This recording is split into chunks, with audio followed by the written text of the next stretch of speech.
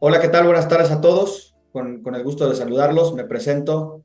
A la distancia, soy Manuel Díaz, gerente del área comercial en Laboratorio Médico Samalab.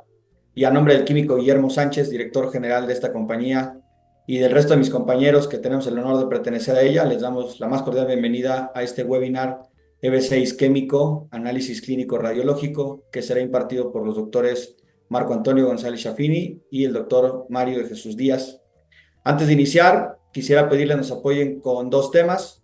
Primeramente, en el chat, el cual está abierto para todos, en la parte inferior, nos apoyen a registrarse colocando su nombre completo enseguida de su correo electrónico para al final, en el transcurso de estos días, hacerles llegar un documento correspondiente a esta participación. Y por otro lado, en mantener los micrófonos apagados para garantizar la calidad del audio de quienes van a estar compartiendo la presentación.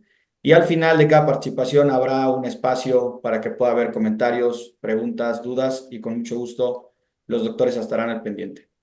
Sin más, les reitero la bienvenida en nombre de todos y les doy la palabra al doctor Mario Díaz, el responsable del área de imagenología del Laboratorio Médico Samalab, quien les dará la bienvenida a todos ustedes. Doctor Díaz, adelante. Muchas gracias, Manuel. Muy buenas noches a todos ustedes. Es un placer para mí, como parte del grupo de Samalab, darles una cordial bienvenida a esta primera sesión del año académica que estamos obteniendo por medio de la gerencia de radiología y en conjunto con todo el grupo médico de Samalab. Es muy importante para nosotros hacerles hincapié que el tema que se va a tratar en lo particular, es un tema que es de suma importancia para la comunidad donde estamos trabajando, ya que la morbilidad, mortalidad del tema amerita darle la prioridad como número uno en nuestro temario que vamos a tener y que vamos a impartir a lo largo del año académico que estamos iniciando el día de hoy. Es importante señalar que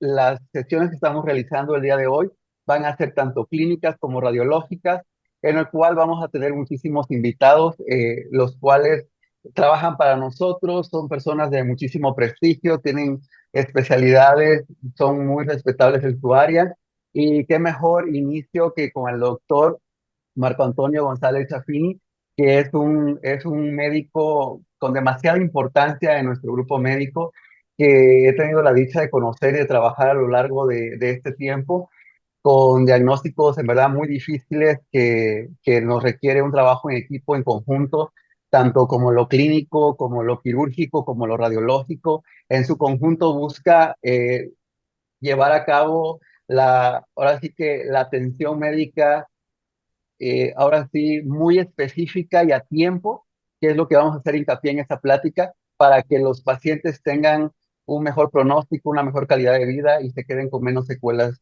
de lo posible.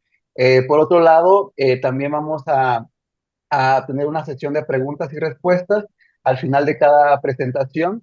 Primero va a tomar la palabra el doctor Shafini y posteriormente voy a hacer una revisión también del lado radiológico, y al terminar cada ponencia vamos a abrir los micrófonos para las dudas que vayan teniendo. En verdad que es un honor para nosotros tener de invitado principal y abrir ahora sí que este periodo académico con el doctor Marco Antonio González Chaffini, al cual le doy una cordial bienvenida.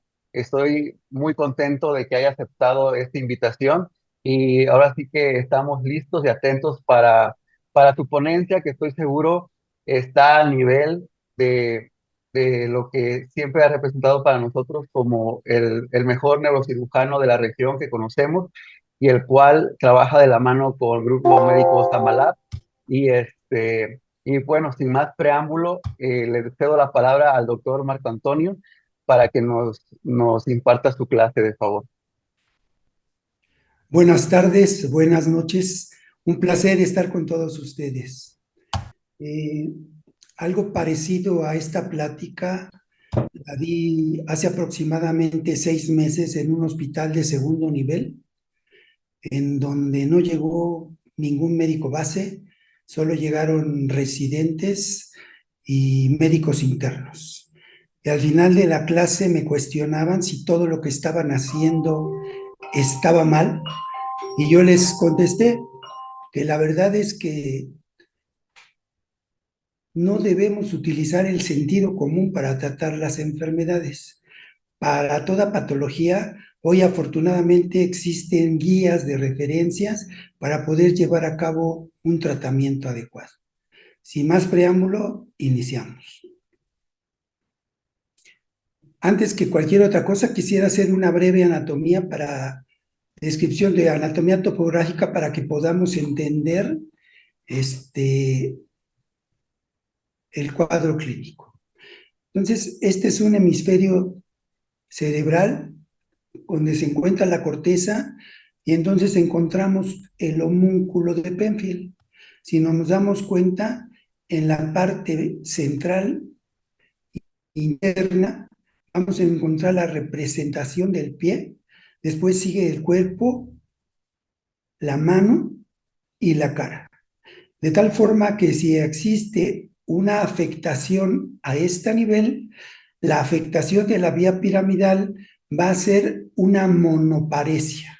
Es decir, que solo tendremos probablemente problema a nivel facial, problema a nivel de miembro superior o problema a nivel de miembro inferior o definitivamente mayor daño en alguna parte del cuerpo y con una menor afectación en el resto del cuerpo. Eso hablaría de una lesión cortical, una lesión superficial.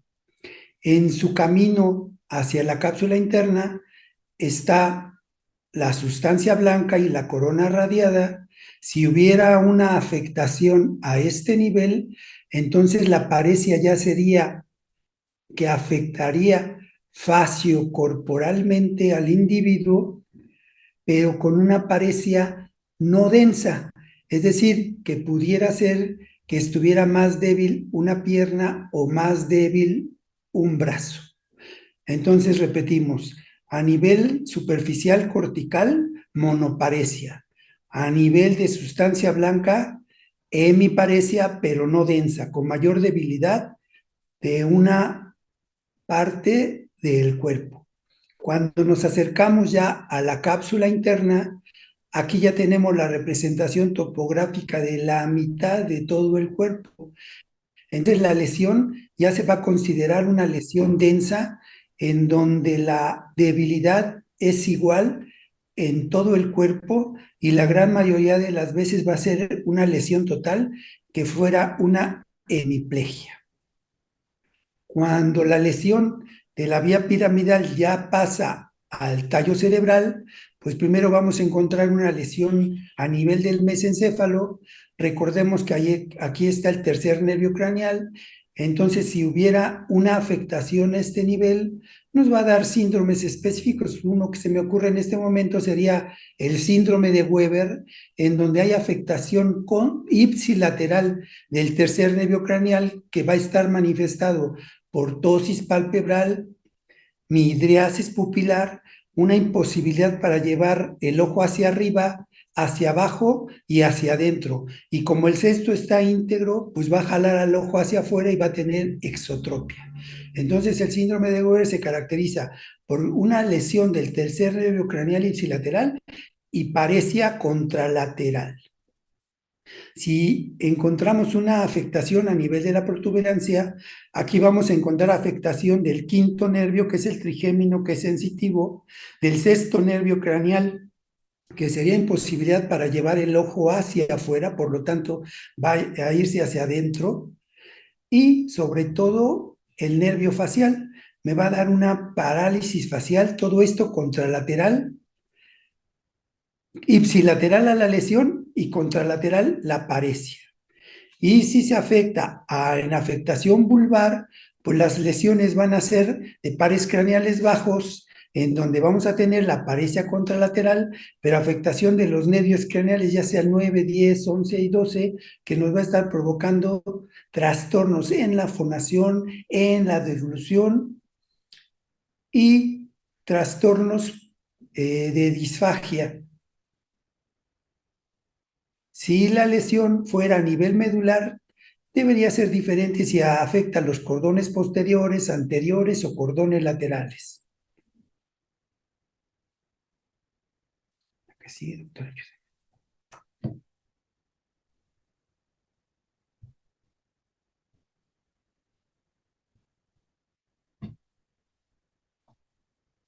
Bueno, nada más recordando un poco la vía visual.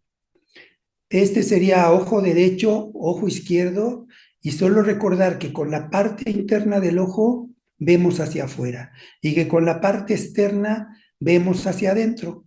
Parte externa hacia adentro, parte interna hacia adentro. Nada más que recordar que la cintilla interna se decusa a nivel del quiasma óptico y la cintilla externa continúa su camino de forma ipsilateral. De tal forma que si tenemos una lesión retroocular, pues va a afectar las dos cintillas y vamos a tener una ceguera monocular. Si la lesión es a nivel quiasmática, entonces vamos a tener problemas para ver con ambos ojos hacia afuera, que sería una hemianopsia bitemporal. Y lo que frecuentemente vemos en los trastornos de los infartos, vamos a ver lesiones retroquiasmáticas que precisamente hacia el lado donde hay, que es contralateral, el trastorno sensitivo o el trastorno motor, también va a haber imposibilidad para ver ese lado. Entonces, una lesión del lado derecho nos va a dar una hemianopsia homónima del lado izquierdo. O sea, con ambos ojos no vamos a ver hacia la izquierda. Y si este es izquierda, no vemos hacia la derecha. Y si la lesión es derecha, no vamos a ver con ambos ojos hacia la izquierda. Algo breve sobre la anatomía de la arteria cerebral anterior. Vemos que va a dar circulación a las partes centrales medias del cerebro, hacia las regiones basales, hacia las regiones frontopolares y hacia la región frontal posterior y hacia la región parietal. La arteria cerebral media, que específicamente el doctor ya nos va a hacer el favor, el doctor Mario, de ver precisamente la irrigación de la arteria cerebral media, que es donde se presentan los principales infartos, hablar de precisamente una escala de Aztec para tratar de dilucidar si el paciente es candidato para ser tratado con trombolisis. Se lo pongo por el caso clínico interesante que vamos a poner, en donde tengo un paciente con disección carotidia, entonces de disección de arteria vertebral, en donde vamos a ver que la arteria vertebral después se junta con la del otro lado para formar la arteria basilar, y de la arteria basilar va a salir la arteria cerebral posterior, que tiene un segmento P1, P2, P3 y P4 que va a ir al área visual.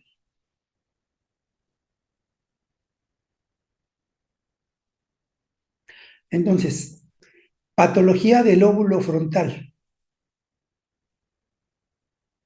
Este paciente es un masculino de 57 años de edad que llega a la consulta ya con un cuadro clínico de un mes de evolución, en donde el paciente puede mover el cuerpo, pero acude postrado en silla de ruedas.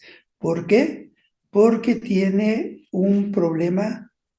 Los diagnósticos que se hicieron fue un síndrome prefrontal, en donde el principal problema es un trastorno cognitivo, en donde sus funciones mentales superiores están afectadas, pero cursaba con un problema que se llama apraxia de la marcha.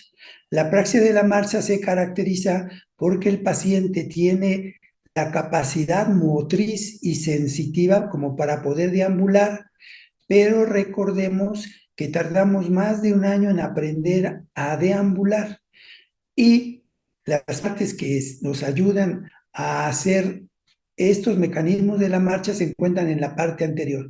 Entonces, cuando se encuentra afectado la parte anterior, nos da un problema de un síndrome prefrontal que se caracteriza por un deterioro cognitivo, por un trastorno en el control de los esfínteres y por una apraxia de la marcha. Este paciente llegó a la consulta con un trastorno para la marcha, pero es porque tenía un trastorno hemisensitivo. Y en el trastorno bisensitivo no solo se caracteriza porque exista adormecimiento del cuerpo contralateral, sino que ahí se encuentra precisamente lo que conocemos como propiocepción y estereocepción. Si mi cuerpo no reconoce dónde están las partes de mi cuerpo y estereocepción no reconoce el entorno, entonces va a ser prácticamente imposible deambular. Y no se había dado cuenta que no veía hacia la izquierda. Entonces este paciente no siente su cuerpo del lado izquierdo, no lo ve prácticamente, pues prácticamente no existe, ya sea una enfermedad conocida como heminegligencia, que el tratamiento, si se hace en fases tempranos, solamente es el reconocimiento visual de su cuerpo y prácticamente estos pacientes pueden llegar a quedar sin secuelas si se hace el tratamiento en la forma más inmediata posible. Este es un paciente con una afectación del lóbulo temporal, como sus manifestaciones más importantes que tenía era un trastorno en el control de los impulsos, una conducta desinhibida, y como hallazgo principal tenía precisamente un síndrome que es conocido como el síndrome de Capgras. ¿Qué es lo que sucede? Pues que tiene prosopagnosia. ¿Y eso qué es? La incapacidad para poder reconocer rostros. Por lo tanto, si no logra reconocer rostros, si no es que los vea borrosos o no los vea, sino simple y sencillamente la visión también tiene que ir acompañado de lo emocional. Y entonces puede decir que la persona que está a su lado es un impostor. El paciente que llegó a la consulta le preguntó si la acompañaba, la persona que lo acompañaba era su madre, y me contestó que ella era lo que decía y que parecía, pero que sentía que no era su madre. Esta es una paciente que me acaban de derivar hace 4 días. Una doctora me habló para decirme que una vecina se sentía confundida, que tartamudeaba y que cuando le mandó un mensaje diciéndole a qué médico podría ir, encontró que su lenguaje carecía de una buena semántica. Revisamos a la paciente y encontramos que precisamente ya había ido a ver a una doctora porque ella decía que tartamudeaba, pero la doctora encontró que no tartamudeaba. Igualmente le decía que encontraba que como que se le estaba paralizando la cara, pero la doctora le revisó y le dijo no, que no tenía parálisis facial. Cuando la revisamos, sí existía un déficit de la fuerza de mi cuerpo. Parecía leve, 4 de 5. Pero el problema más importante que tenía era que tenía una afasia comunicante. Entonces, recordar que en el 97% de los pacientes el área del lenguaje lo tenemos en el lado izquierdo. Una área anterior que se conoce como área de Broca, que es la que nos habla de la fluidez con que habla una persona, y otra área posterior que sería el área de Wernicke, que tendría comprensión. Entonces, si la lesión es en el área de Wernicke, lo que vamos a tener va a ser problemas de comprensión. Y si es en el área de Broca, vamos a tener problema de fluidez. Pero la paciente lo tenía en el camino del Wernicke al área de Broca, afectando un fascículo que se conoce como fascículo arcuato o fascículo arqueado. Por lo tanto, lo que tenía era una fascia de comunicación. La persona conocía la palabra que quería decir, pero muy frecuentemente parafraseaba y decía una palabra por otra, y como no le salía, se callaba, y eso era lo que llamaban precisamente tartamudeo. Igualmente, sí tenía una parálisis facial, pero la parálisis facial, recordar que si es una parálisis facial periférica, ya sea intracraniana o extracraniana, la parálisis va a involucrar toda la mitad de la cara. Pero si la parálisis es de tipo central, Entonces solo va a involucrar la mitad inferior de la cara. Y la paciente no estaba muy marcada, tenía una parálisis facial Hoffman grado 2, pero sí tenía una leve desviación de la comisura. Entonces, pensando en ese diagnóstico, se envió al laboratorio y el reporte del radiólogo fue un infarto en la región frontoparietal, sustancia blanca en el lado izquierdo. Este es otro paciente que vimos aproximadamente hace como 3 meses. Lo interesante del caso es que es un joven de 25 años de edad y fue con un quiropráctico.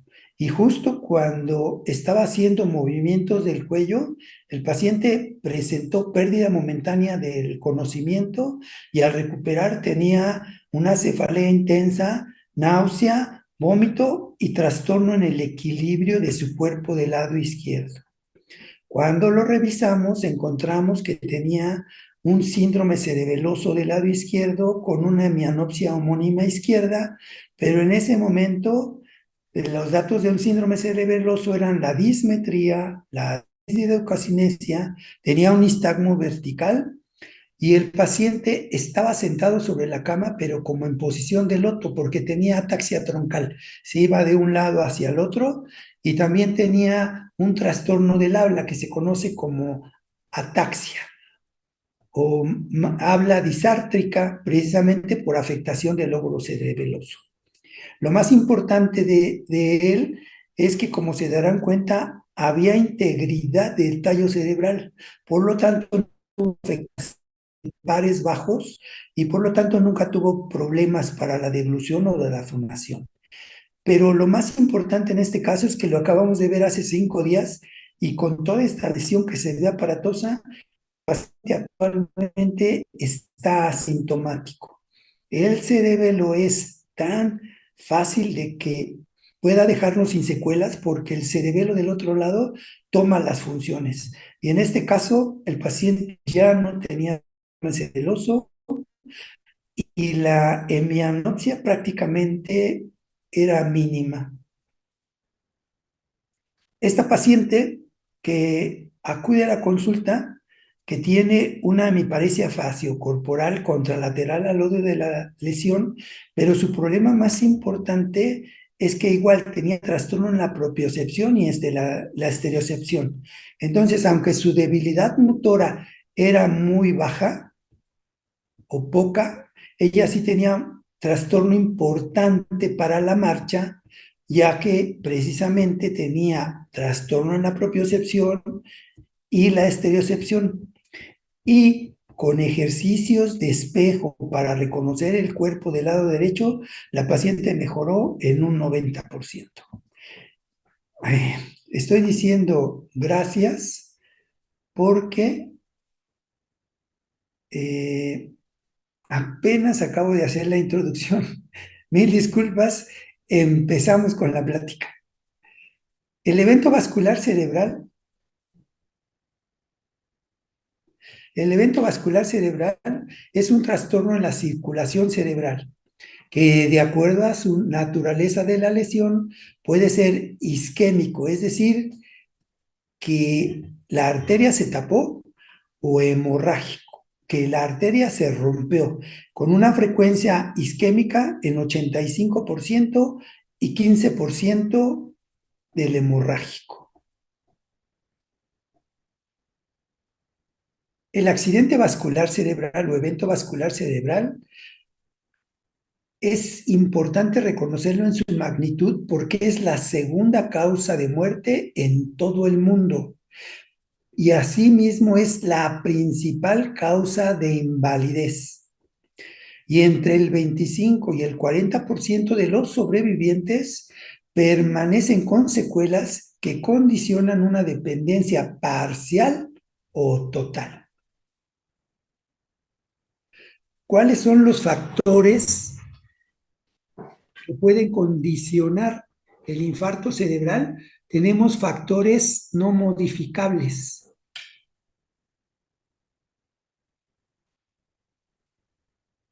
Entre los factores no modificables tenemos la hipertensión arterial que entra como factor modificable.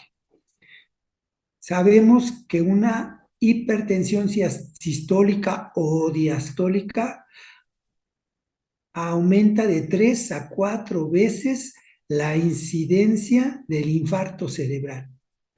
El tabaquismo, precisamente por sus mecanismos de adhesividad plaquetaria, de poliglobulia y de esclerosis arterial, es una de las principales causas del evento vascular cerebral.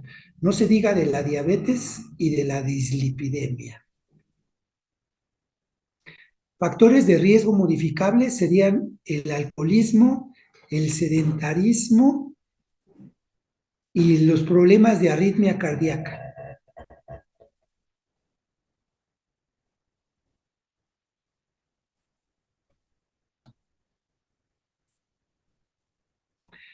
¿Cómo vamos a evaluar a nuestros pacientes? Primero tenemos que entender que el EBC en cualquiera de sus formas es una emergencia médica. Por lo tanto, es importante que el enfermo llegue al hospital durante las primeras 3 horas de haber iniciado el cuadro clínico. La evolución rápida incluye hora exacta de inicio del evento, el manejo de la vía aérea, una glicemia capilar y un electrocardiograma a su ingreso. En México utilizamos para sospechar el diagnóstico de infarto cerebral la estrategia camaleón, en donde si el paciente presenta un déficit motor de la cara o un déficit motor en algún miembro o un trastorno del lenguaje, rápidamente pedir ayuda, porque lo más seguro es que se esté tratando de un evento vascular cerebral. Este es el caso de un masculino de 63 años de edad.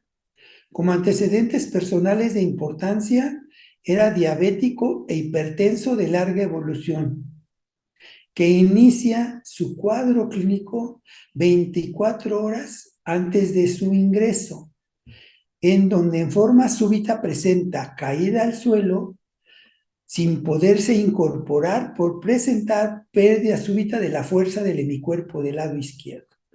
A la exploración física se encontró con pérdida de la fuerza de la clasificación de Daniel 2 de 5 en brazo izquierdo y 3 de 5 en pierna izquierda, es decir, una paresia no densa, con agitación psicomotriz porque estaba afectando también el lóbulo temporal y por afectar el área de Broca, una afasia motora.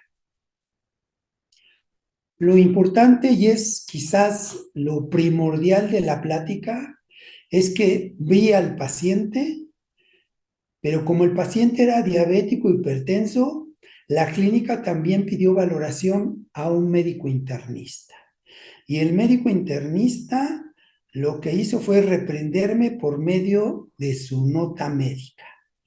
Y entonces pone, enterado, masculino de 63 años de edad, diabético e hipertenso de larga evolución. Pero inicia diciendo, no es posible que en pleno siglo XXI a un paciente que tiene presión arterial alta de 170/90 se le suministre solución fisiológica, sabiendo todo el mundo que esta va a elevar la tensión arterial y complicarlo. Por lo tanto, cambio a solución glucosada al 5%. La TA está elevada y no inició antihipertensivo. Por lo tanto, inicio losartán de 50 miligramos, una tableta cada 24 horas. El edema tan importante perilesional debe ser tratado con esteroide. Inicio de dexametasona 8 miligramos cada 8 horas. Y por el tamaño del infarto, tiene alto riesgo de crisis convulsiva, por lo que se impregna con fenitoína. Paciente extremadamente grave, y ya de haber puesto extremadamente maltratado y se comenta el caso con los familiares. Si se dan cuenta en esta nota, existe mucho sentido común, pero como vamos a ver a continuación, no existe conocimiento de cómo tratar a este tipo de pacientes. Otra vez, insisto, el paciente es médico internista y jefe de servicio de un hospital de segundo nivel de atención. Entonces, solo recordar que el tratamiento debe ser lo más pronto posible. Recordar que desde que inicia el evento, cada 2 minutos, 2 millones de células nerviosas mueren. Por lo tanto, dentro de la ventana terapéutica que tenemos que entender que existe una zona que es el corazón del infarto, otra zona conocida como zona de penumbra que existe sufrimiento y otra zona de oligoemia, en donde hay escasa afectación. Pero al inicio, este sería la afectación del corazón. 3 horas después casi está ocupando la zona de penumbra y 6 horas después va a estar afectado la zona de oligoemia. Por eso la importancia de dar el tratamiento lo más pronto posible. Tenemos muchas escalas para valorarlo, pero en explicar que nada más existe la escala de Fax para precisamente ver rápidamente si un paciente está cursando con un EBC. Hay escalas más específicas como la escala de Cincinnati para ver afectación sobre todo de circulación posterior y la escala que más comúnmente utilizamos es la escala NIHSS. De acuerdo a la escala vamos a ver precisamente si es candidato también a trombolizarse y la evolución de nuestro paciente, si es hacia la mejoría o si empeora. ¿Cuál va a ser el tratamiento? El tratamiento, entender que debe ser hasta este momento el único tratamiento que ha sido capaz de modificar la evolución del infarto cerebral es la trombolisis. Por eso la importancia de llegar al diagnóstico y al tratamiento lo más pronto posible. ¿Qué pacientes van a ser sometidos a tratamiento? En los pacientes que ya se confirmó mediante estudio tomográfico la presencia de un infarto cerebral o datos, como los va a ver posteriormente el doctor Mario, de datos hiperagudos de infarto. O en algunas ocasiones, si la clínica dice que es un infarto, aunque tomográficamente se vea bien, tratarlo como infarto. ¿A qué pacientes son candidatos a la trombolisis? Todo paciente que ya se diagnosticó el infarto, que se corrobora el tiempo que debe ser menor a 4.5 horas para poder hacer la trombolisis. Se evaluó por medio de tomografía una escala conocida como la escala de Aspect y la puntuación no es menor de 7 puntos, porque si la puntuación es menor de 7 puntos, el paciente tiene un alto riesgo de presentar sangrado y complicar nuestro infarto cerebral. ¿Cuáles son los criterios de inclusión? Pues los criterios de inclusión van a ser en toda persona que ya se diagnosticó infarto cerebral y todavía se encuentra en periodo de ventana dentro de las primeras 4.5 horas de haber iniciado el cuadro clínico. ¿Cuáles son los criterios de exclusión? Pues los criterios de inclusión son muchos.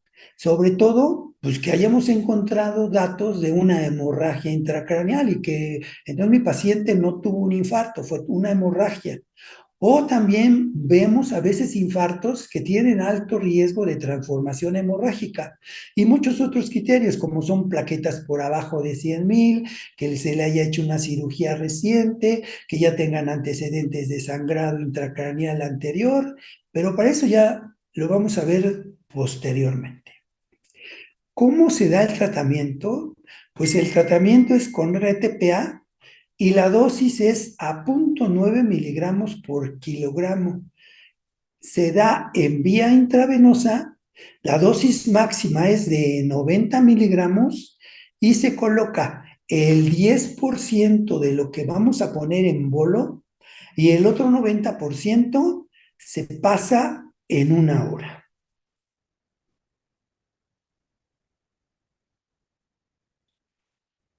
Si nuestro paciente ya está fuera de las 4,5 horas, pero está dentro de las primeras 6 horas, o algunas veces hasta las primeras 24 horas, pudiera ser candidato a realizarse una trombectomía mecánica. ¿Cuáles son sus criterios? Pues que su escala de Rankin modificada sea de 0 o de 1, que su oclusión sea en las partes más proximales de la arteria, que tenga una edad mayor de 18 años y con la escala de NIHS sea mayor o igual de 6, que su ASPEC sea mayor o igual de 6. El manejo de neuroprotección para los pacientes que ya fueron manejados con trombolisis o que llegaron fuera de ventana serían los siguientes. Primero, entender el control adecuado de la presión arterial, pero para eso necesitamos entender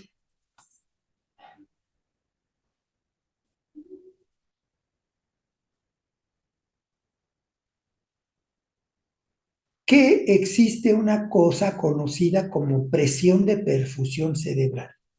La presión de perfusión cerebral es la cantidad de cerebro, de cantidad de sangre que llega al cerebro por cada 100 gramos y está dada por la presión arterial media. Y la presión arterial media puede ser sacada por la suma de 2 presiones diastólicas más una sistólica dividida entre 3.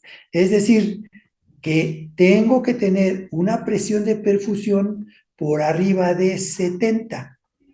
Pero si mi presión intracraneal está por arriba de 15 milímetros de mercurio, entonces si mi presión arterial media es baja y mi presión intracraneal es alta, pues la presión de perfusión va a estar muy limitada. De tal forma que tenemos que entender que el mismo cerebro, como una medida para mejorar la perfusión, incrementa su presión arterial. Y hoy las guías dicen que no debemos manejar antihipertensivos con presiones sistólicas por abajo de las 220 y diastólicas por abajo de las 120. Entonces, no confundirnos. La hipertensión arterial es una de las principales causas que van a condicionar el infarto cerebral, pero como un problema crónico que va afectando el endotelio y más los microvasos, haciendo afectación hialina. Pero cuando el infarto ya está establecido, lo que necesitamos es mejorar la presión de perfusión cerebral y necesitamos que nuestra paciente esté con presión normal o relativamente altas.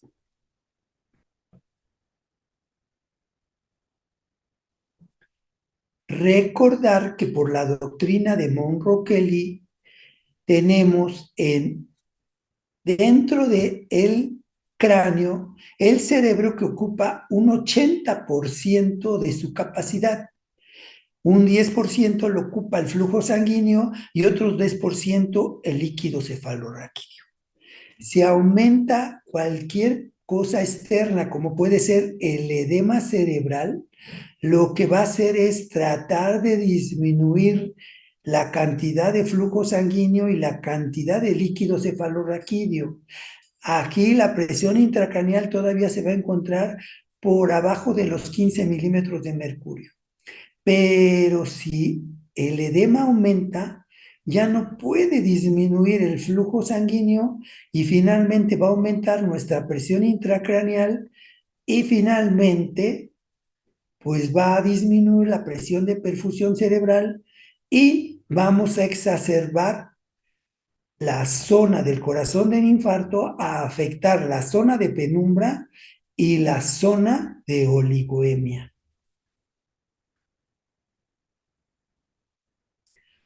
El uso de las soluciones en el evento vascular cerebral. Solo recordar en este diapositiva que si tenemos un eritrocito y ponemos a su lado una solución hipotónica, por osmolaridad se va a meter el líquido hacia el eritrocito. Entonces puede causar hemólisis o en este caso va a exacerbar tremendamente el edema citotóxico.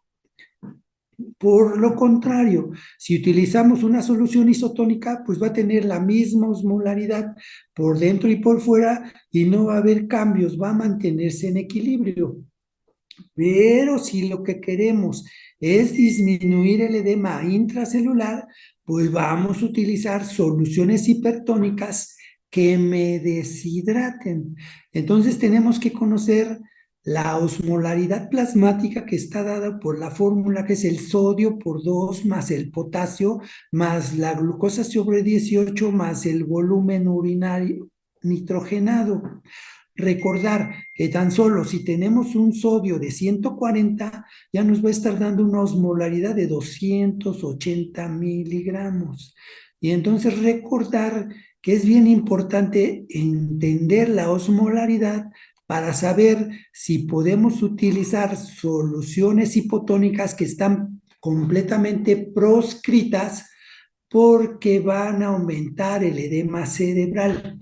Que si acaso hoy en la actualidad estamos utilizando soluciones hipertónicas hasta el 17.7% para disminuir el edema cerebral en pacientes seleccionados. Entonces, recordar que existen varios tipos de edema, pero el edema que se encuentra dentro del infarto cerebral es un edema citotóxico, es un edema completamente intracelular, que al contrario, con el edema vasogénico que se ve en los tumores, es un edema extracelular, y aquí sí sirven los esteroides, pero en infarto están completamente proscritos. Recordar que una solución glucosada al 5% es una solución hipotónica porque tiene una osmolaridad de 252 miliosmoles y que la solución fisiológica al 0.9% es una isotónica porque tiene 308 miliosmoles. Por lo tanto, las soluciones hipotónicas como la solución glucosada está completamente proscrita en un paciente que tiene infarto cerebral. Lo mismo pasa con los esteroides.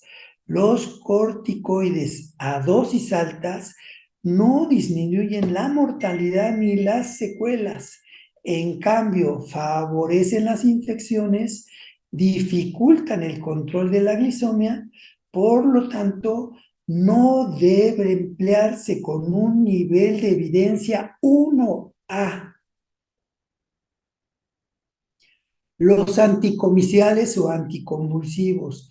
Tenemos que recordar que solo el 6% de los pacientes que sufrieron evento vascular cerebral van a presentar convulsiones, 94% no, por lo que el beneficio de un uso profiláctico de los anticonvulsivos no es superior a las reacciones adversas que puede presentar.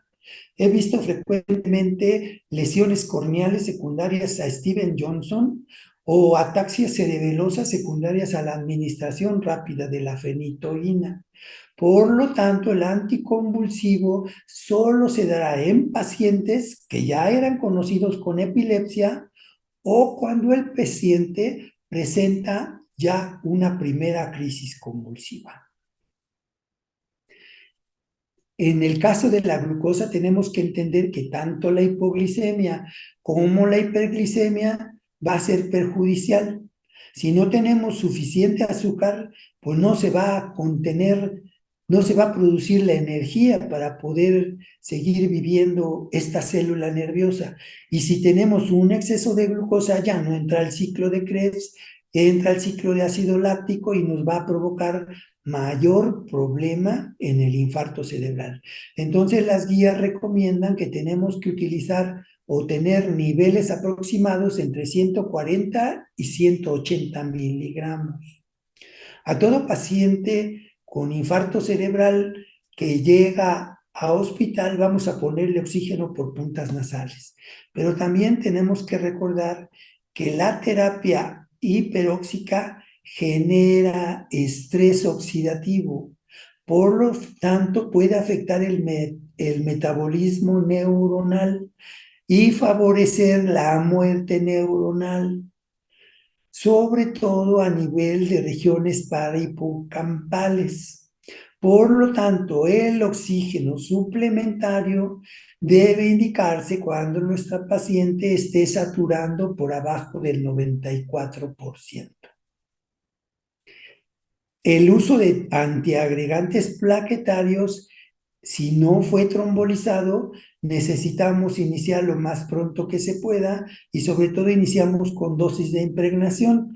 Hoy iniciamos con clopidogrel, que se puede iniciar con 3 pastillas de clopidogrel si nuestro paciente tolera adecuadamente la vía oral y después con una tableta cada 24 horas, no para mejorar el infarto, sino para prevenir que no se vaya a presentar otro evento. Y algunos médicos recomendamos el uso de la acitocolina como un intermediario en la síntesis de la membrana de su pared celular. Por lo tanto, disminuye la acumulación de ácidos grasos y mejora el estrés oxidativo.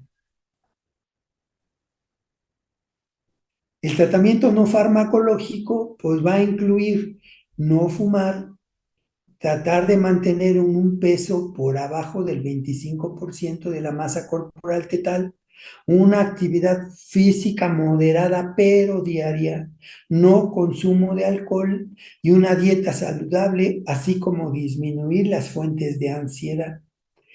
Tenemos que recordar e insistir en que hoy para toda patología existen guías.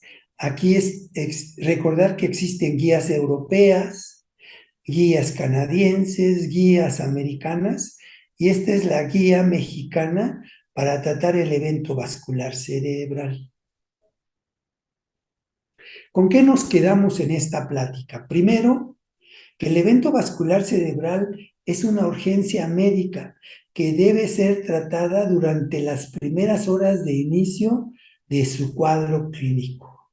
Que el estándar de oro, por su rapidez y por porque lo tenemos en casi la gran mayoría de los laboratorios, para llegar al diagnóstico necesitamos la tomografía. El doctor Mario nos hablará de que también la resonancia magnética es un buen método, sobre todo para tomar decisiones, pero hasta este momento el golden es tomografía simple de cráneo. Y el único tratamiento capaz de modificar la evolución es la trombolisis. Y que son muy importantes las medidas de neuroprotección, pero tenemos que recordar que el uso de antihipertensivos no debe ser lo más común que vamos a utilizar, al igual que las soluciones hipotónicas no solo deben ser usadas, sino deben estar prohibidas, y que el uso de anticonvulsivantes no debe ser utilizada en una forma rutinaria, y que también el uso de esteroides está completamente prohibido. Gracias. Muchísimas gracias, doctor, por su excelente ponencia. No sé si alguien tenga alguna duda. Veo que tiene la mano levantada el doctor José Luis Domínguez. No sé si quiera abrir su micrófono, doctor.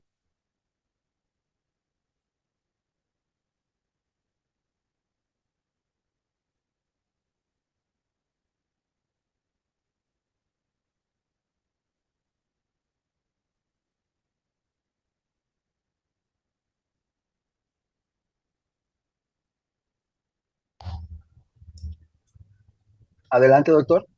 ¿Me escuchan? Sí, ya lo escuchamos. Yo nomás quisiera saber que por qué los anticonvulsivantes no deben de aplicarse cuando la persona no tiene ningún problema de... Sí, doctor, lo que explicaba es que es por estadística. Por estadística, solo el 6% de los pacientes que sufrieron un evento vascular cerebral van a presentar crisis convulsiva.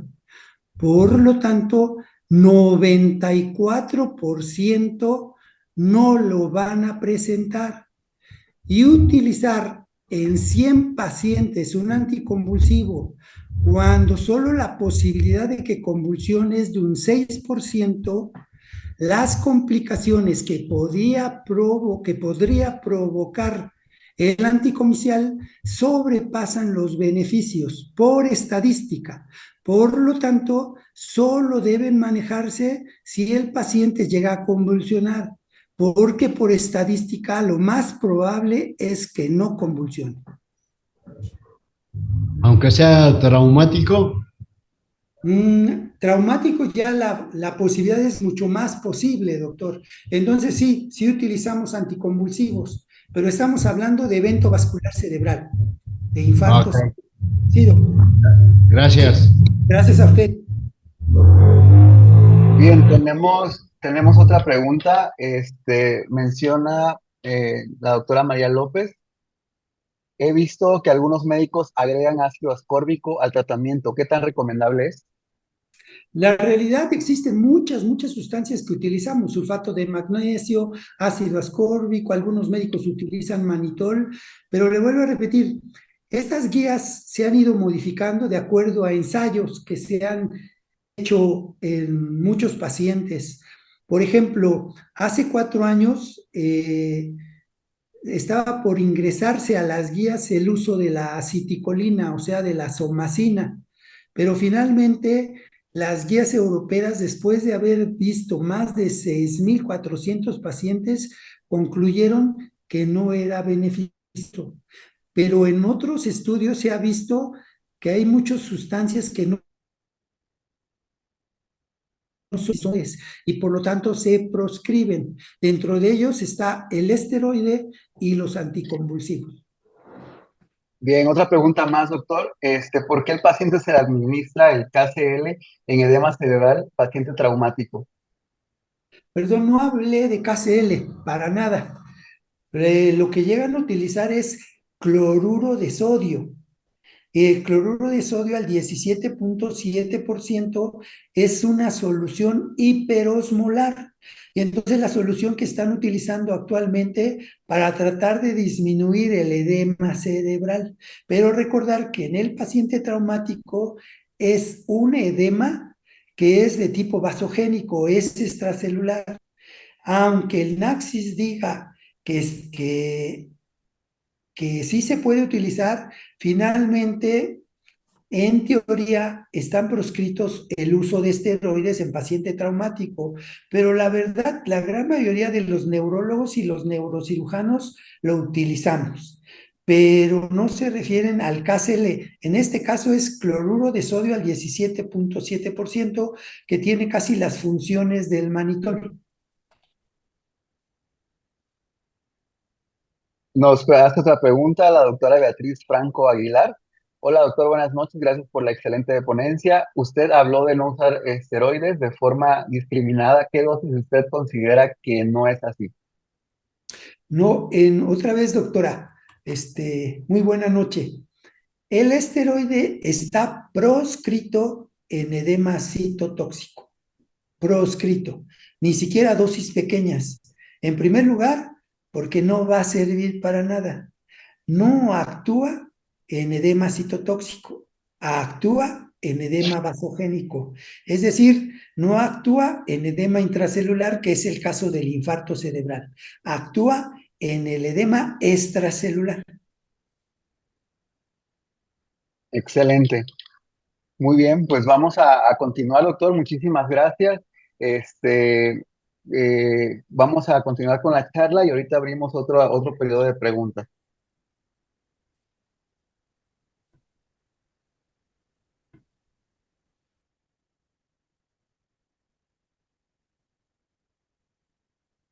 Bien.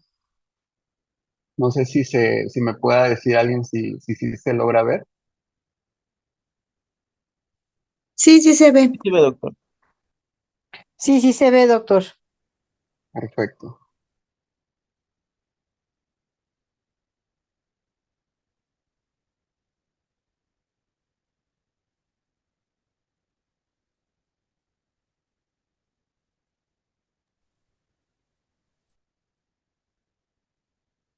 A ver, permítame tantito.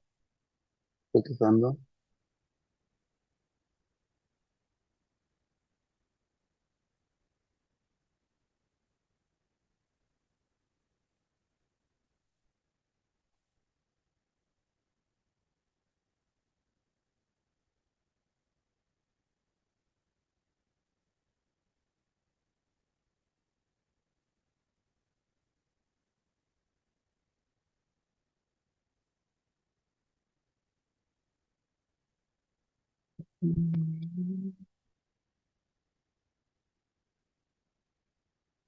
A ver, a mí no me deja verlo, entonces me cambio tantito.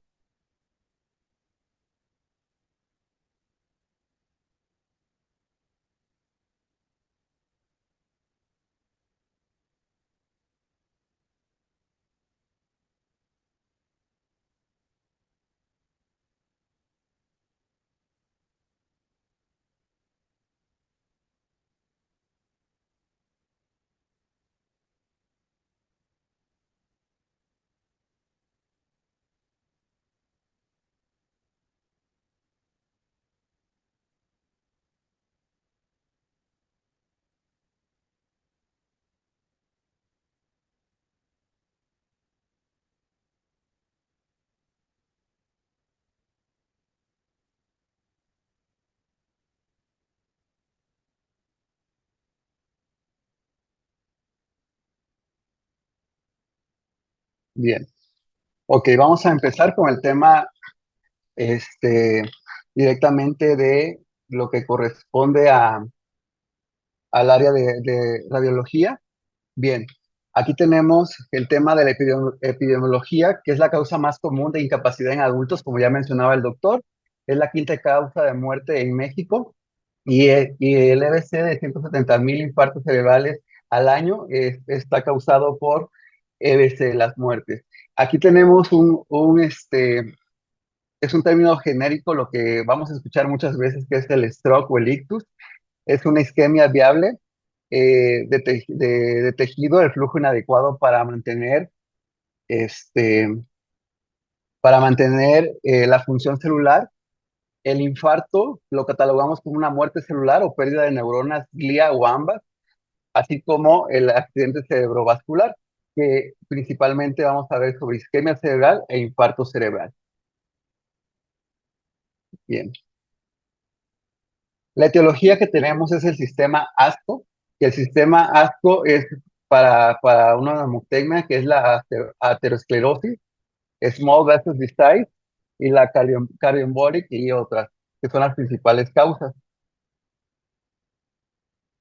Bien, la aterosclerosis es la más común, que es del 40 al 45%.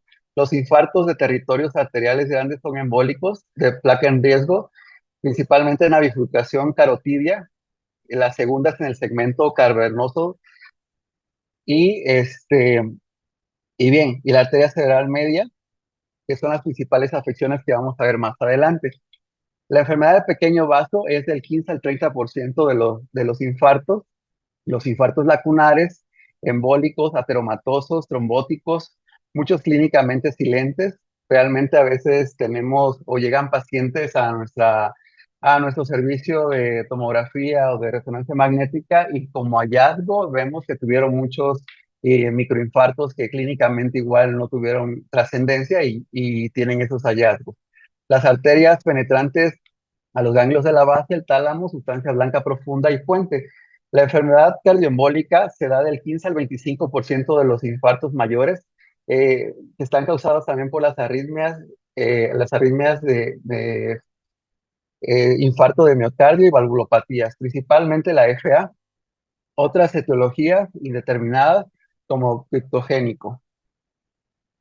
Bien, aquí el infarto isquémico en adultos mayores versus jóvenes, se ha visto un cambio en la incidencia de estos pacientes, que es mayor a 45, mayor a 45 años, y en jóvenes de lo que son principalmente 18 a 45. Si se ven estos estudios, en el cual la comparación de adultos mayores tiene más accidentes cerebrovasculares isquémicos por causas cardioembólicas, del 46% versus el 27% respectivamente, y otras causas determinadas del 34% al 1% respectivamente.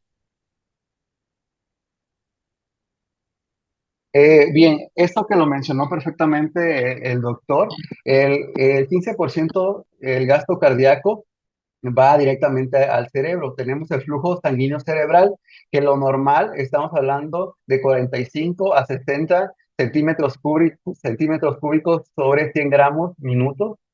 Al igual, cuando ya tenemos un infarto establecido, que empezamos a valorar los flujos, nosotros estamos viendo que hay una afección en la fase de penumbra que es del 10 a 20 centímetros cúbicos, y cuando ya estamos en una fase isquémica franca es menor de 6 a 8 centímetros cúbicos, y en conjunto se pierden 2 millones de neuronas por minuto. Esto quiero hacer mucho hincapié por el tema que cuando existe un infarto o un EBC isquémico, es importantísimo el tiempo de atención, por lo cual desde todo el grupo médico que estamos tratando hasta al grupo de soporte o quien está dándonos la ayuda en cuestión de laboratorio, podemos ver que la atención tiene que ser de forma inmediata, porque por cada, se pierden 2 millones de neuronas por minuto. O sea, hay que hacer conciencia de este dato, por favor.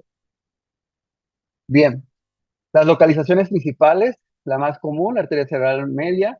La segunda más común es la circulación posterior, en la arteria cerebral posterior, y la menos común es en la circulación anterior. Bien, la presentación dependerá del sitio de la oclusión, como clínicamente ya lo mencionó el doctor Zaffini.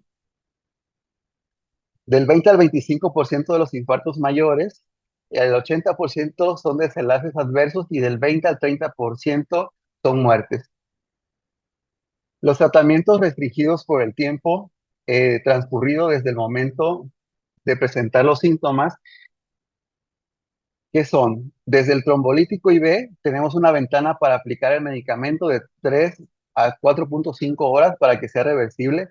La terapia intraarterial, tiempo ventanas de 0 a 6 horas de trombolíticos, y la terapia mecánica de 0 a 8 horas, como ya lo había mencionado el doctor, que es el tiempo puerta aguja, que es como lo conocemos médicamente. Bien, el diagnóstico clínico en cuadro agudo es inexacto del 10 al 30%. Tenemos muchísimas otras causas que son imitadores. Las principales son hipoglucemia, encefalitis, tumores, drogas, trastornos metabólicos. ¿Cuál sería la mejor opción? Nos vamos a preguntar si una resonancia magnética o una tomografía.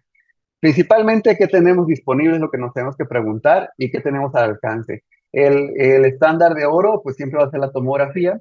La disponibilidad es muchísimo más común que la resonancia magnética, y es un estudio que sí nos sirve para determinar ese diagnóstico. La velocidad de adquisición es muchísimo más rápido tomar una tomografía que una resonancia magnética.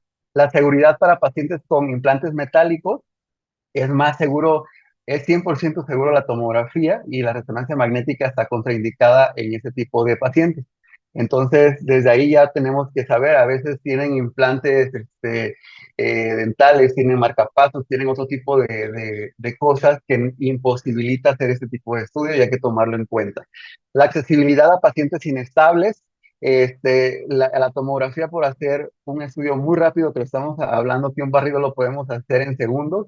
La resonancia magnética sí requiere muchísimo más tiempo para las adquisiciones de las secuencias, aunque en la actualidad ya se hacen protocolos Stroke, que esos protocolos han bajado significativamente el tiempo de adquisición. La sensibilidad para detectar hemorragia es muchísimo más sensible la TAC, y en secuencias especiales como eco de gradiente y Schwann, podemos visualizar en resonancia magnética también. Sin embargo, es muchísimo más sensible la tomografía. La sensibilidad para detectar el infarto, eso sí, en las primeras horas es muchísimo más sensible la resonancia magnética, porque podemos ver el estado hiperagudo, que a veces no tenemos datos tan finos en la tomografía, y sí es superior la resonancia magnética en este caso. La diferencia entre infarto e imitadores, definitivamente es más alta la sensibilidad de la resonancia magnética, porque tenemos hallazgos más finos. Y bueno, pues aquí podemos ver que la TAC, lo que tiene de malo es que produce radiación, versus la resonancia magnética, que no la tiene. Bien, en la tomografía y la resonancia, los signos tempranos que vamos a tener es la arteria cerebral media hiperdensa, que es medir la longitud. Si es mayor a 8 milímetros, tiene un mal pronóstico, trombolisis IB. Está indicado, así como podemos observar. Bien, el borramiento de los ganglios basales, la pérdida del ribete insular y la hipodensidad, que ya está marcada en este caso. La diferenciación de las sustancias gris y blancas, el núcleo lenticular, subcortical, ribete insular y el borramiento insular. Aquí estamos hablando de esos hallazgos de 5 horas. De 24 horas podemos ver núcleos basales, la hipodensidad, y las venas transcerebrales, un predictor de transformación, en ocasiones más sensibles en DW, y que eso ya lo vemos en resonancia magnética, y que las primeras 6 horas hacer hincapié, del 50 al 60% podemos tener un estudio normal de tomografía. Aquí podemos ver en las diferentes secuencias, en FLAIR, en DWI, que es la difusión. Podemos hacer una angioresonancia magnética, el T2, y podemos tener hallazgos muy sutiles en resonancia magnética a comparación de la tomografía. Bien, esta es una escala muy importante que hablábamos con el doctor, que es Albert Stroke Program Early Computed Tomography Score, que es el ASPECT. Se realiza en una estimación segmentaria del territorio vascular de la arteria cerebral media, y se descuenta un punto de la puntuación inicial de 10 por cada región involucrada. Es muy importante saber que 10 es un paciente sano. A partir de los hallazgos de 10, vamos a ir descontando, depende de la zona en la que encontremos el infarto. Por ejemplo, en el núcleo caudado, ya les contamos si hay zonas hipodensas o hay zonas marcadas de sospecha de infarto, se va descontando un punto. El putamen, la cápsula interna, que está en color azul y rosa, principalmente la corteza insular, y tenemos el segmento M1, que es la corteza de la arteria cerebral media anterior, correspondiente al opérculo frontal. El M2, que es la corteza de la arteria cerebral media lateral de la cinta insular, correspondiente al lóbulo temporal anterior.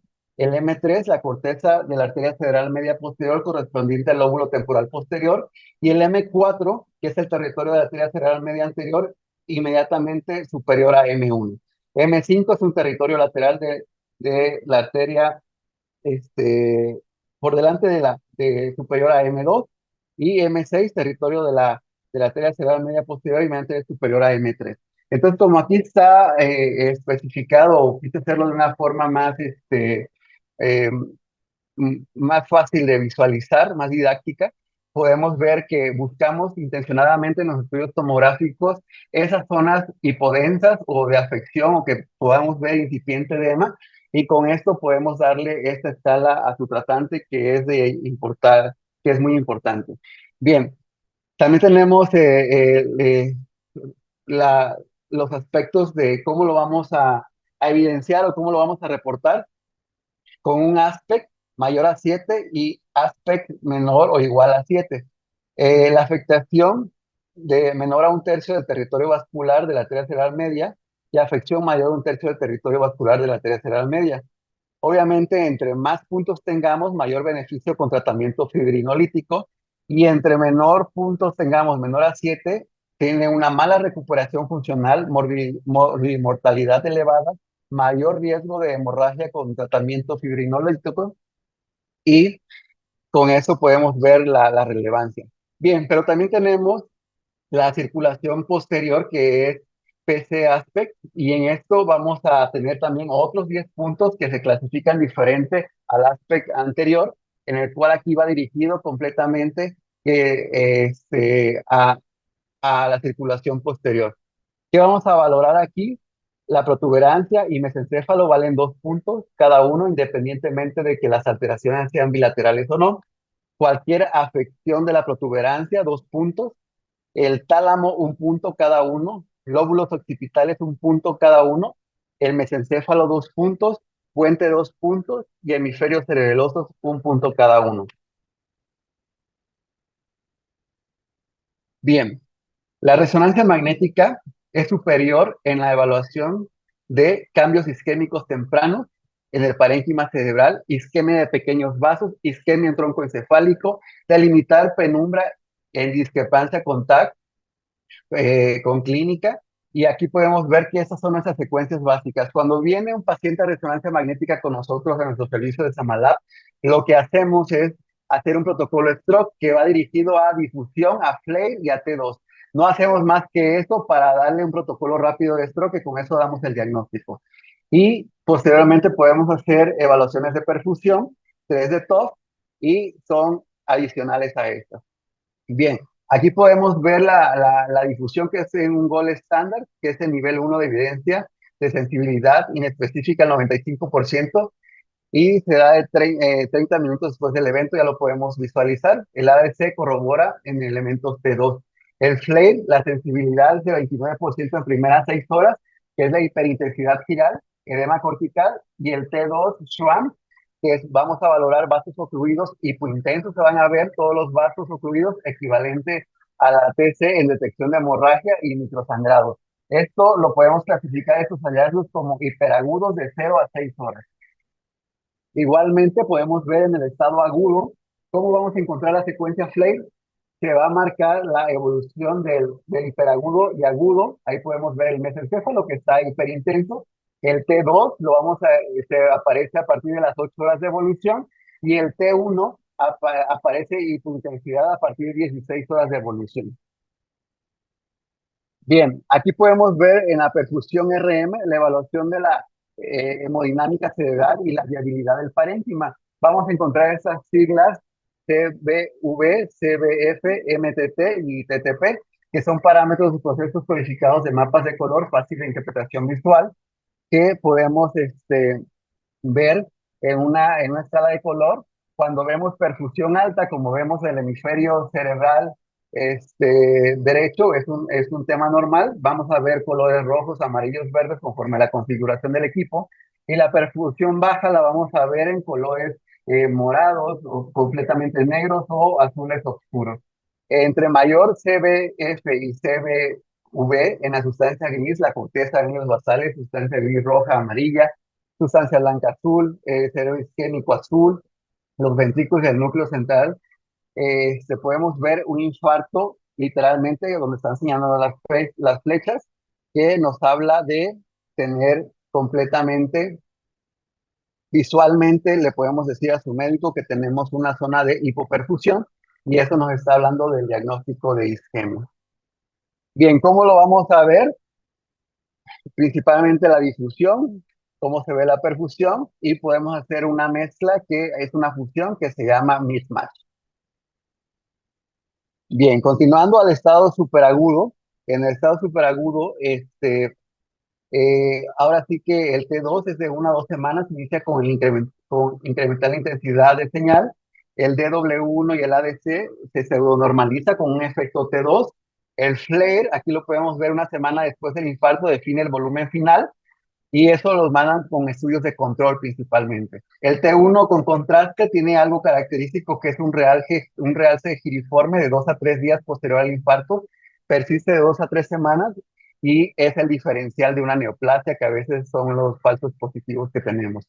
El T2 y el Schwann de 20 a 25% transformación hemorrágica. Hay que ver que luego empiezan con isquemia y se transforman en hemorragia.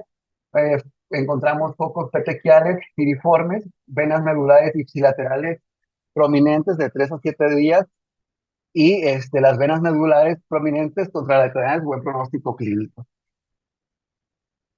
Bien, aquí está este cuadrito, es un resumen de cómo vamos a encontrar cada estatus del hiperagudo, del agudo, del agudo, subagudo temprano, subagudo tardío y el crónico. Ahí estamos hablando de horas, de 0 a 6 horas en el agudo, en el hiperagudo, el agudo de 6 a 24 horas, el subagudo temprano de a 1 a 7 días, el tardío de 1 a 4 semanas y a partir de 4 semanas se considera crónico. Bien, aquí les puse un comparativo visual, como vamos a encontrar conforme a una línea de tiempo las diferentes secuencias, como es el T2, el DWI y el ADC. Aquí podemos ver en el agudo cómo en la primera fila, cómo se va comportando, después de 24 horas, cómo lo vamos a encontrar en el T2, en la difusión y en el ADC, y posteriormente a los 7 días y a los 30 días. Por eso, para marcar la temporalidad es muy importante la resonancia magnética. Para el estado agudo del paciente que llegue a urgencias, siempre vamos a empezar con una tomografía. Bien, el estado crónico que tenemos es mayor a 4 semanas, llamado encefalomalacia postinfarto, pérdida de volumen por gliosis, redistribución vascular, compensación de surcos y ventrículo ipsilateral. La resonancia magnética con encefalomalacia, zonas quísticas, que vamos a encontrar en el DW hipo, el ADC hiper y el FLAE, esponjosis periférica principalmente. Y bien, hasta aquí es la presentación radiológica. No les quitamos más tiempo para esto. Sin embargo, estamos abiertos a sus preguntas.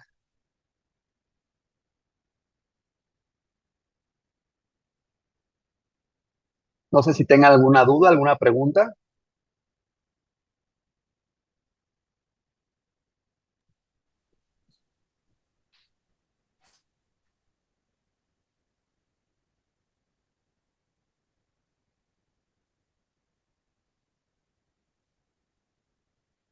Los escuchamos a todos.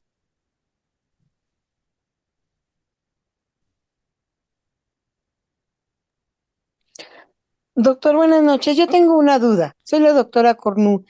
Yo tengo la inquietud sobre la aplicación de las vacunas de COVID en personas como de 70 años en adelante. Si después de cuántos meses pueden presentar alguna alteración de, pues no sé, alguna evolución hacia una trombosis cerebral.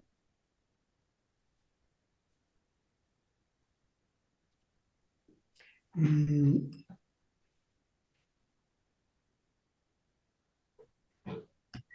Mira, la verdad es que todas las vacunas van a tener desgraciadamente reacciones adversas. Y fue solo al principio que en un país europeo es cuando en personas mayores se encontró que estaba causando problemas de daño en el endotelio de las arterias. Pero por lo regular tenemos que entenderlo así, que es como un problema inmunológico. Y si va a surgir, surge dentro de los primeros días. Si ya es mucho tiempo después, hay que atribuirle a otro tipo de problemas. Y como decíamos, ¿cuáles son los pacientes que tienen riesgo de hacer riesgo de un infarto cerebral? Los que tienen riesgo cardiovascular cerebral y son mayores de 70 años, diabéticos, hipertensos, que tengan colesterol alto, que tengan triglicéridos altos, que tengan una cintura abdominal de más de 90 centímetros, que fumen o que tomen más de una copa de alcohol al día, que lleven una vida sedentaria y una cintura abdominal de más de 90 centímetros. Entonces, si se da cuenta, yo creo que la gran mayoría de sus pacientes cumplen con muchos criterios. Entonces, no tendríamos por qué atribuir a la aplicación de la vacuna. Muchas gracias, doctor. Sí. Bien, ¿alguna otra pregunta que tengamos? Ahora sí que por respeto también a todos ya nos pasamos un poquito del tiempo y por eso nos fuimos un poquito rápido.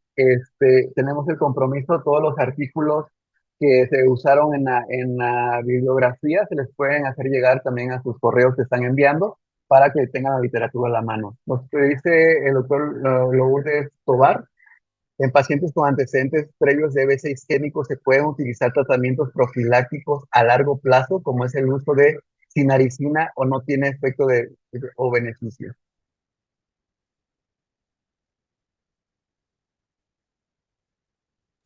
Realmente no la utilizamos en neurología.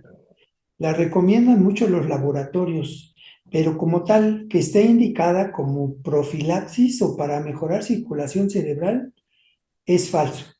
El que sí le recomendaría, si tiene riesgo, o sea, toda persona que ya presentó un infarto tiene la posibilidad con un 30% de que vuelva a presentar el infarto por año. Por lo tanto, a los 3 años casi vamos a tener que el 100% de nuestros pacientes, si no le damos tratamiento y no modificamos su estilo de vida, va a volver a presentar un infarto. Entonces, hasta ahorita el único medicamento recomendado es el uso de antiagregante plaquetario, como puede ser la aspirina o el clopidogrel. Bien, gracias, doctor. La doctora Portugués nos hace un comentario, solo comentar un caso de paciente masculino, 34 años, aparentemente sano, no fuma, no toma, es deportista, hace 3 años sufrió infarto cerebral por foramen oval permeable. Sí, precisamente como ya hablaba el doctor Mario de las probables causas, no todas son aterosclerosis o algo, puede ser una tromboembolia que surge del agujero oval. Y sí, desgraciadamente, precisamente todo paciente joven que presenta un infarto tiene que protocolizarse para ver cuál pudiera ser la causa de su infarto. Y uno de ellos es el agujero oval permeable. Y sí, hay cirugía para cerrarlo si consideramos que la posibilidad de que vuelva a ser un infarto es alta. Perfecto. Muchas gracias, doctor. De igual forma, comentarles que ya están los artículos en el chat por si los gustan descargar y se les sea más práctico. Ya están ahí los de mi sesión. Bien, ¿alguna otra pregunta que tengamos?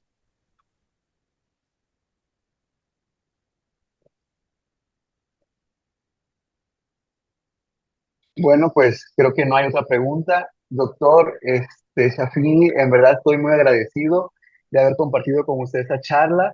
El grupo médico Samalab le va a hacer llegar un presente de forma personal, un agradecimiento a nombre de todos, y en verdad que fue un honor para nosotros tenerlo como ponente el día de hoy. Creo que es demasiado útil y necesitamos seguir fomentando las pláticas para el mejor manejo de los pacientes. Esperemos contar con su presencia en otra oportunidad. Creo que hubo muy buena audiencia. Tuvimos más de 130 participantes, estuvieron de forma activa. Tenemos el registro de todos y esperemos que pronto se vuelva a repetir. Y asimismo, están todos invitados los médicos que asistieron. Y este foro está completamente abierto a todos. Samalab está comprometido con la educación médica continua y a la vez estamos haciendo un grupo bueno de entre médicos para conocernos y poder, ahora sí que llevar este tipo de clases que sean revisiones y que podamos tener información a la mano y dar un repaso de cada tema importante. Dejo los micrófonos en sus manos, doctor. Muchísimas gracias. Nuevamente doy las gracias a todos ustedes por su atención y nuevamente recordarle que sí, tenemos que hacer algo para tratar de dar pues el tratamiento más oportuno a nuestros pacientes y sería desde llegar a un diagnóstico lo más temprano posible, que los laboratorios se comprometieran de actualizar un código conocido como código ictus para que nuestros pacientes se le hiciera la tomografía a la brevedad posible y que el doctor pudiera valorarlo y que de acuerdo a ellos pudiéramos dar el tratamiento más integral. Porque la verdad, mi consulta de infarto cerebral es siempre al otro día o después de la ventana terapéutica o incluso semanas o meses después. Y tenemos que entender que esto debe ser considerado como una verdadera urgencia. Muy bien, doctor. Leo los últimos comentarios. Muchas gracias a los ponentes. Gracias, excelente ponencia. Muchas gracias. Eh, Muchas gracias por la invitación, excelente ponencia. Datos del neurocirujano, ¿dónde da consulta, doctor? Esto nos los preguntan mucho. El teléfono de personal para cualquier tipo de aclaración, comentario, con mucho gusto lo platicaríamos. Mi teléfono es 595 95 547 19. Repito, 595 95 547 19. Perfecto. Bien. Ok, nos dice María del Carmen Martínez. Yo tengo una duda. A ver, díganos.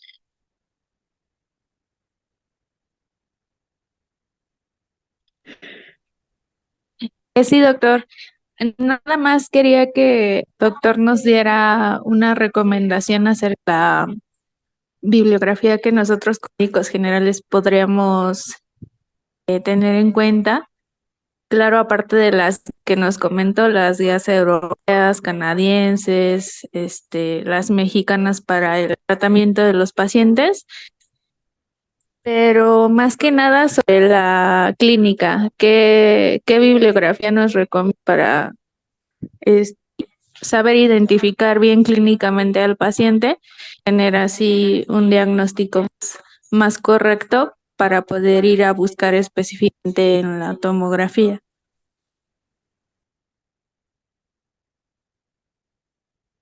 Mismo, si quieres, se los hago llegar, doctor, para que se abra la comunidad médica y Claro que lo sí. haríamos, por favor, Sote. Sí, Claro que sí.